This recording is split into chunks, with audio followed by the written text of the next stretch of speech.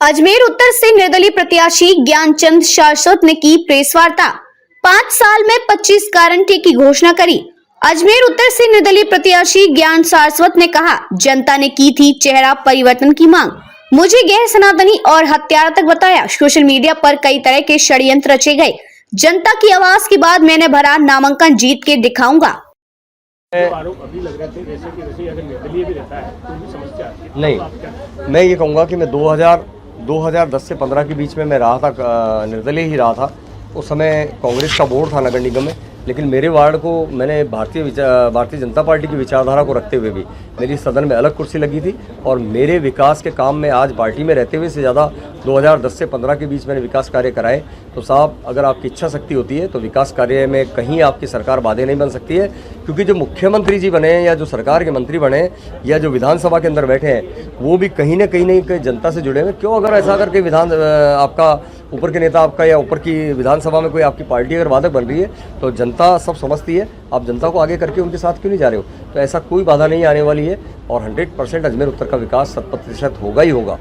मुझे विकास कराना आता है। दूसरा सवाल, भारतीय जनता पार्टी से आप रहे हैं, आप मानते हैं कि बीजेपी के जो वरिष्ठ नेता हैं, प्रधानमंत्री मोदी हो या फिर और कोई नेता हो, तो उनको आप आगे रखकर चुनाव लड़ेंगे या नहीं?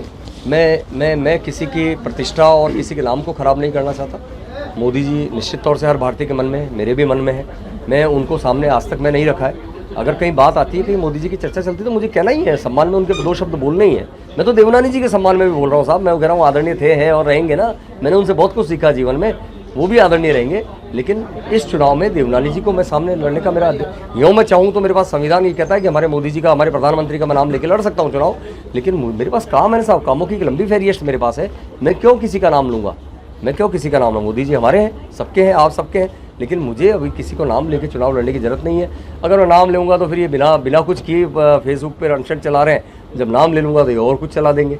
ऐसा कुछ नहीं करना। अपना बढ़िया काम चल रहा है, चुनाव जीत रहे हैं साहब। चुनाव के बाद ऐसी स्थिति आ जाती है कि आप जीतते हैं, निर्दलीय बन जाते हैं और सरकार में पेच फंसता है कांग्रेस या बीजेपी में, कहाँ जाओगे? वो हमारे कोर कमेटी तय करेगी, जनता तय करेगी। अजमेर की जनता और हमारे से जुड़े लोग हैं वो तय करेंगे कहाँ जाना है। लेकिन विचारधारा जो है मेरी वो कभी नहीं बदलेगी। मैं कहीं भी रहूँ, मैं रहूँ नहीं रहूँ, लेकिन मेरी विचारधारा हमेशा मेरे साथ रहेगी।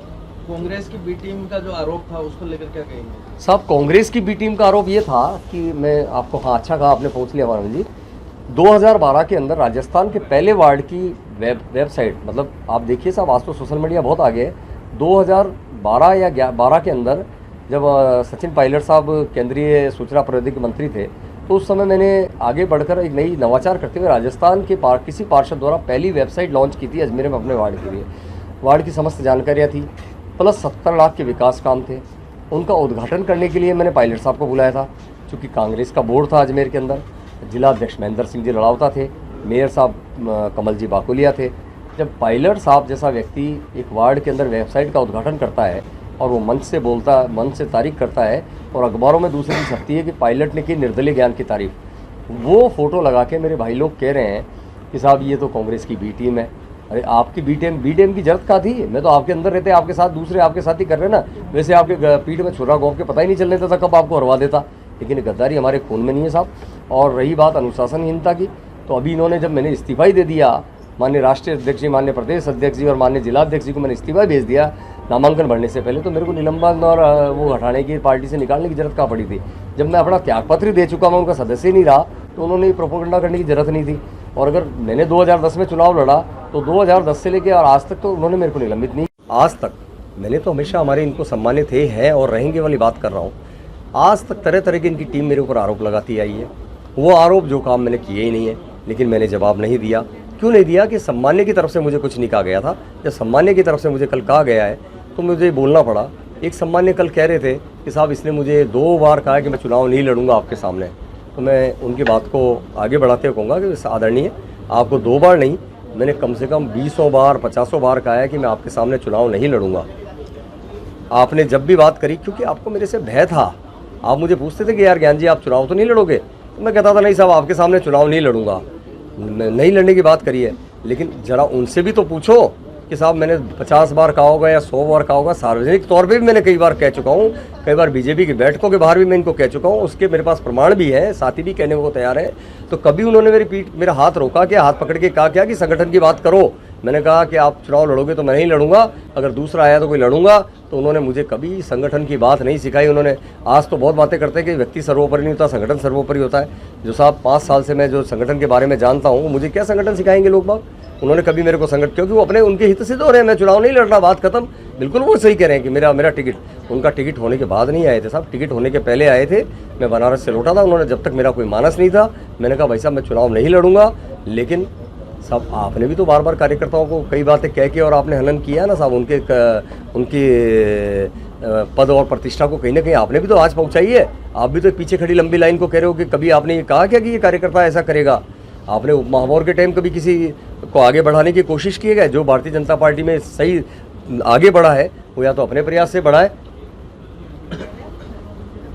आपने आपके कारण से आपने उन्हीं लोगों को, जो अपने नज़दीक के लोगों को आगे बढ़ाया है। कोई वास्तविक कार्यकर्ता है कि जिसको आपने आगे बढ़ाने का, क्योंकि आपको हमेशा अपनी सत्ता और कुर्सी का डर था कि मेरी कुर्सी हिल तो नहीं रही है।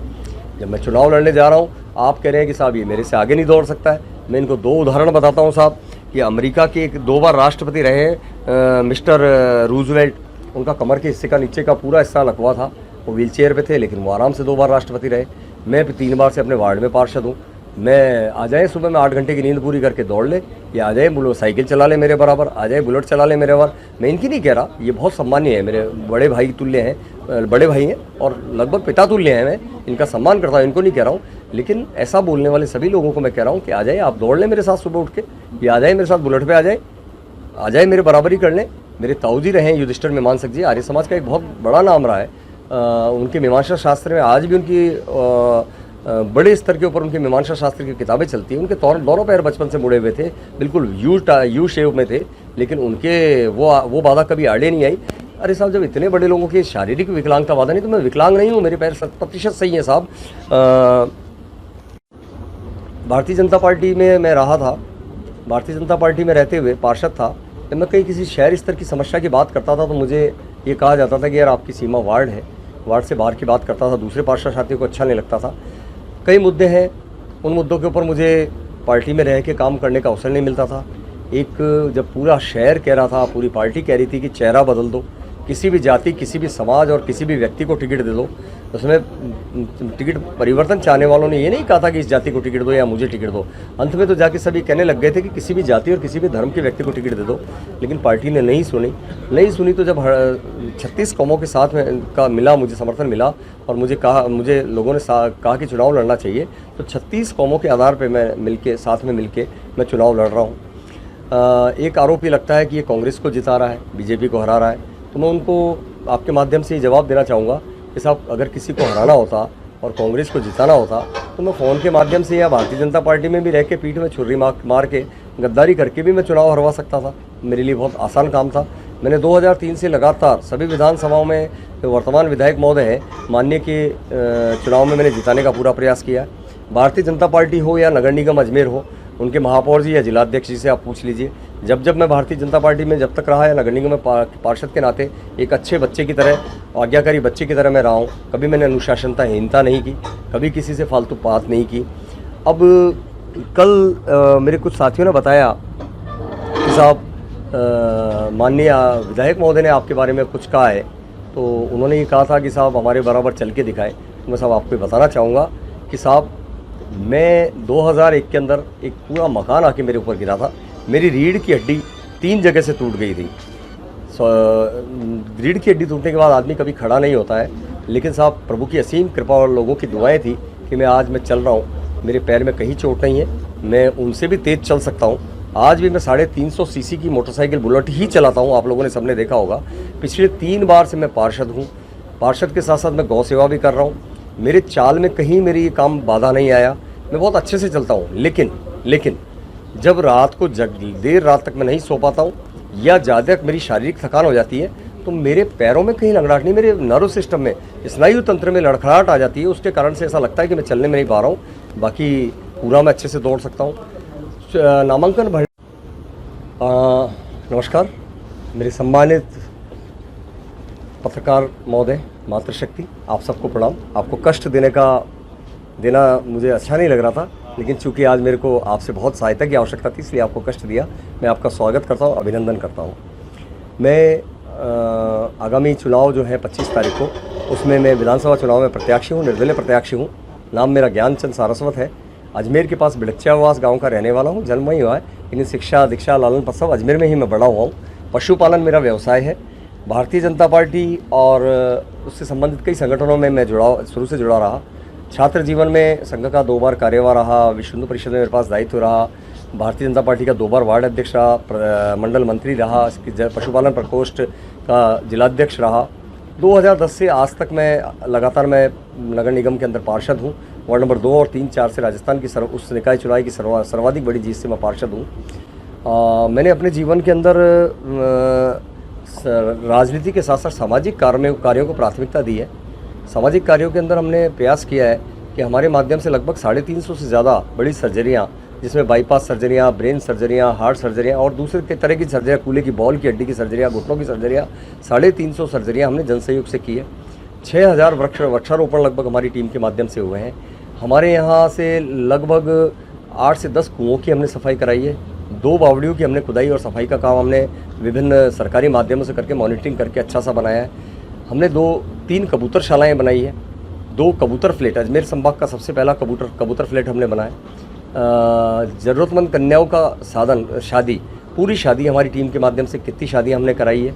इसके साथ साथ कई काम ऐसे हैं, मासिक राशन और सरकारी योजनाओं की बात करते हैं तो सर्वाधिक पेंशन एक दिन के अंदर मैंने जारी करवाई है। मजदूर या श्रमिक कार्ड है तो सर्वाधिक मैंने एक दिन के अंदर बनवा के दिए हैं अजमेर मेरवाड़ा कॉन्ट्रैक्टर एसोसिएशन के साथ में मिलकर। तो इस तरह से एक सामाजिक कार्यों की लंबी फहरिस्त मेरे पास है। गौ सेवा की कोविड की बात आती है तो कोविड में हमारी टीम ने एक बहुत बड़ा अजमेर शहर में काम किया था। गौवंश में लंपी महामारी राजस्थान में आई थी तो अजमेर में सबसे पहला काम शुरू करने वाली हमारी टीम थी और एक बहुत बड़ा लाखों रुपए का काम लंपी के अंदर हमारी गाँवों से संबंधित हमारी टीम ने किया है। आपके सामने हो सकता है भविष्य में हमारे चुनाव में पार्टियाँ इसको अपना ले तो अच्छी बात है। पहला साहब की एक ज़माना होता था जब निर्वाचन आयोग पर्चियाँ नहीं बांटता था, उस समय हाथ से बना के दोनों पार्टी के कार्यकर्ता पर्चियाँ बांटते थे।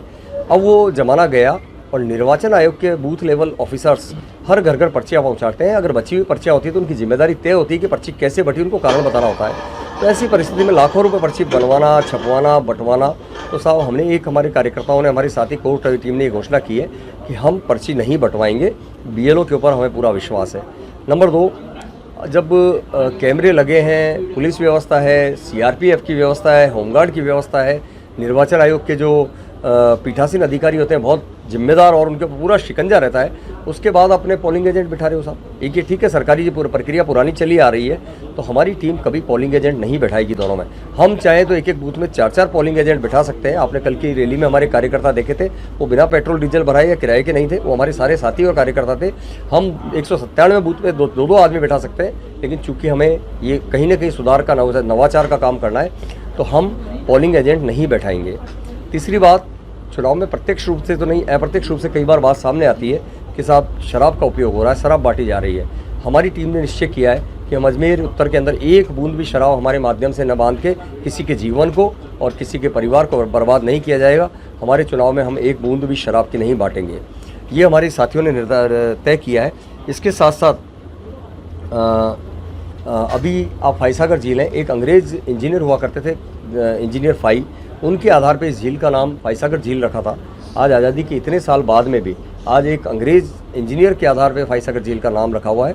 मेरे लेटर पैड पे, मेरे प्रस्ताव पे नगर निगम ने इसका नाम वरुण सागर, हमारे झूलेलाल जी के जो वरुण अवतार झूलेलाल जी हैं उनके ऊपर इसका वरुण सागर जी इसका नाम रखने का प्रस्ताव पास किया है। और जल्दी फाइसागर जो गुलामी का नाम प्रतीत होता है वो वरुण जी, भगवान वरुण देव के नाम के ऊपर इसका नाम घोषित होने वाला है।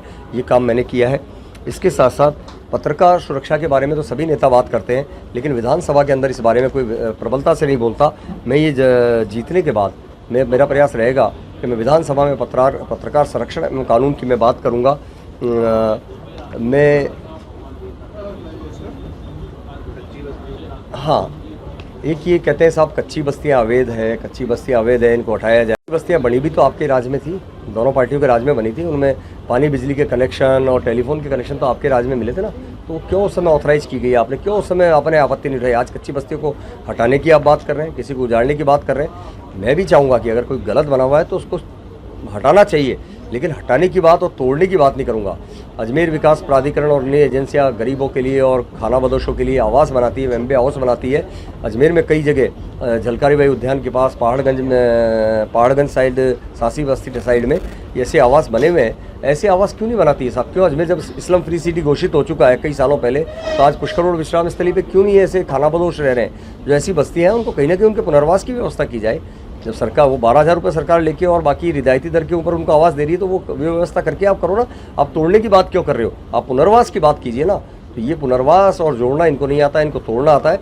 और आज मैं सभी पार्टियां अपने राज्य स्तर और राष्ट्रीय स्तर के गारंटी पत्र लेके आए, लेकिन मैं अजमेर उत्तर के लिए मैं आज मेरा घोषणा पत्र मैंने जारी किया है। इसमें मैं किसी राज्य स्तर की गारंटी नहीं दे रहा हूँ, सामान्य बातें हैं। मैं एक अपना घोषणा पत्र जारी कर रहा हूँ जिसमें अजमेर उत्तर की गारंटी दे रहा हूँ, और ऐसी गारंटियाँ हैं जो हर तबके से जुड़ी हुई है। लेकिन ये किसी प्रकार की कोई इतनी बड़ी गारंटी भी नहीं है जिसको एक विधायक पूरा ना कर सके। तो मैं अपना घोषणा पत्र जारी कर रहा हूँ, ये आपके समक्ष है। बस इतना ही। जय हिंद। की बात करते हैं हम, तो हज़ारों करोड़ रुपए होने के बाद ये जवाब देते हैं कि साहब दो, मैं तो अभी मेरी चल नहीं रही है, सरकार नहीं है। मैं ये बात नहीं बोलता कभी, मैं इनका नाम नहीं लेता किसी का भी, लेकिन बार बार जब इन्होंने कहा बात की है, तो मैं आज बात करूंगा कि आप 2 बार मंत्री रहे, क्यों नहीं आपने स्टोरेज टैंक बनाए? क्यों आपने लाइनों का जंगल, लोहे का जंगल बिछाया ज़मीन के अंदर? आपको स्टोरेज टैंक बनाने चाहिए थे साहब, जिससे आज 48 घंटे कभी कोई ट्रिपिंग भी हो तो अजमेर उत्तर की जनता को पानी मिल सके। आपने वो कौन से काम किए जन सहयोग से या जन सहभागिता से जिनको गिना सकते हैं? मोदी जी तो पूरे राष्ट्र के प्रधानमंत्री है। भारत का हर बच्चा गर्व से कह सकता है, मैं भी कह सकता हूँ कि हमारे प्रधानमंत्री जी ये कर रहे हैं। स्मार्ट सिटी दी है, मोदी जी ने दी है। आप क्यों? जब मैं लड़ रहा हूँ ना चुनाव मेरे कामों के आधार पर कि मैंने वार्ड नंबर 2, 3, 4 में काम किए, सामाजिक काम किए, आप आओ उनके आधार पर, आप अपने काम ला के लड़ाओ चुनाव, आप लड़ो चुनाव, बताओ अपने सामाजिक आधार। क्यों आप मोदी जी का चेहरा बार बार? मोदी जी का तो मैं भी कह सकता हूँ, आप भी कह सकते हैं, पूरा भारत के हर नागरिक कह सकता है हमारा प्रधानमंत्री जी बढ़िया है। हमारे प्रधानमंत्री जी ने हर धर्म के लिए काम किया, हर जात के लिए काम किया, हर बात के लिए काम किया, हर क्षेत्र में काम किया। तो मोदी जी के नाम पे चुनाव लड़ रहे हो, आप अपने नाम पे लड़के देखो ना साहब। हम मोदी जी से अलग नहीं है, पूरा राष्ट्र मोदी जी के साथ है। इसके अलावा मैं आज खबरों में बने रहने के लिए अजमेर मेट्रो न्यूज के फेसबुक पेज को लाइक